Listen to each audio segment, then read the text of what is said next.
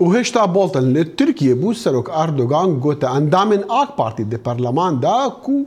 أو نهف بيرا بباوريا أمريكا رسا بارا سوريا و كردان نها راستا وخا بامنري دنجي أمريكا لأنكر أيوب دمير بمرايا أيوب روش باش قالوا أردوغان چو دي قوتا اندامن برلمان İro de gruba AKP'da Serokomar'ın Türkiye Recep Tayyip Erdoğan akıbı gotku John Bolton peyamekli İsrail'e davu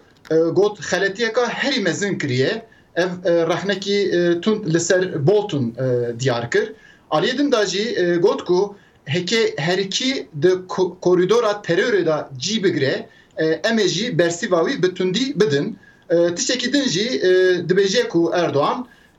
ve evda em dici terörizmine PYD, YPG û Daesh grubeka terörist de hatta yek terörist jî bimîne em ê ewan bikujin. Bi taybetî dikarin bêjim ku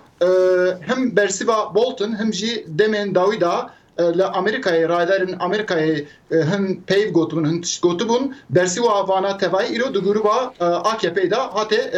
ser mêzê Recep Tayyip Erdoğan ev kısana taybet ji wê derê ra got. Te çi maneyê hema evî bêjim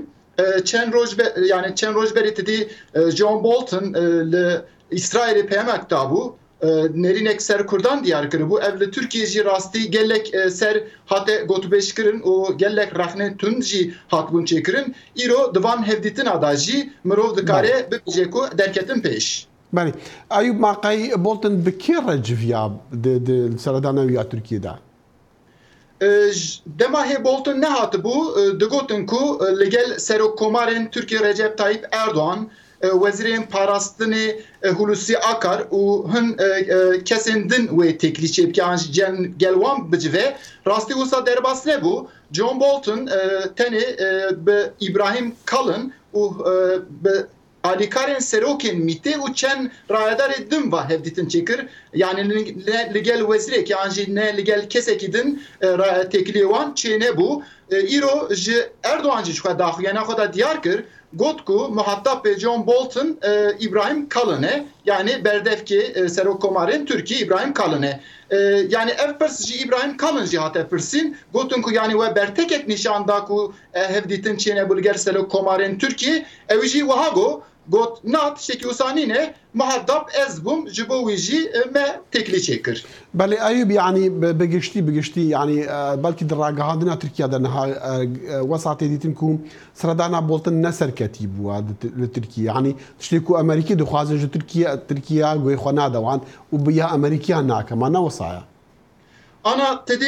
hin çav li ser hatina Bolton'u şandaya gel wî bu rastî hin daxwazê wan hebû ku gelo pêkbên an jî neyn lê wexta ku piştî ji xwe Bolton çû İbrahim Kalın daxuyaneka çapemînê da diyar kir divê daxuyanî da dibêje ku yani tiştê ku bahs dike rastî mirov dibîne ku ew tiştana diyarê ku navbera wan da pêkatinek an jî peymanek ne hatiye durust kirin yani mesela Münbicê da be an jî Rojhilatê Firatê da be mesela dîsa